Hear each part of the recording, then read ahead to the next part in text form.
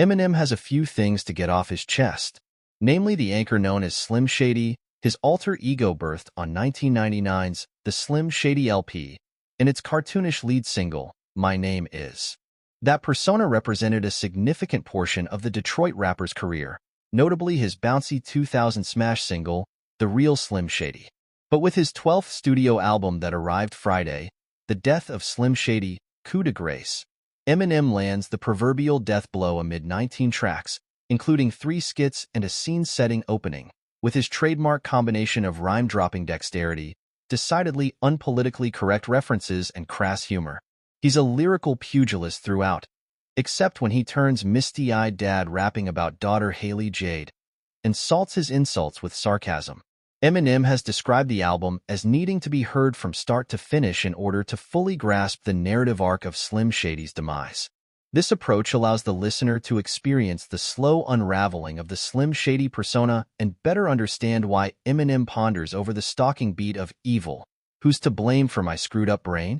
On the opening track, Renaissance, Eminem takes subtle jabs at recent albums by Kendrick Lamar, Lil Wayne, and Joyner Lucas, but says these aren't outright disses, just him trying to move past the Slim Shady persona.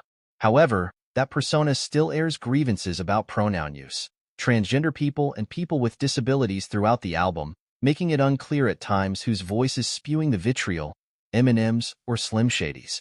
Eminem name-checks Megan Thee Stallion and Nicki Minaj with a sophomoric sexual reference in the romping Antichrist, and turns his ire to the overweight in the stormy Road Rage, which also features a whiplash of a conversation between M and Slim Shady.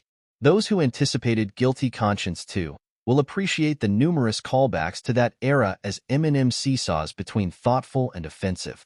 The 2 strongest songs on the album relate to Eminem's daughter Haley Jade. Temporary immediately pulls listeners back into Eminem's orbit with audio recordings of him and his then little girl.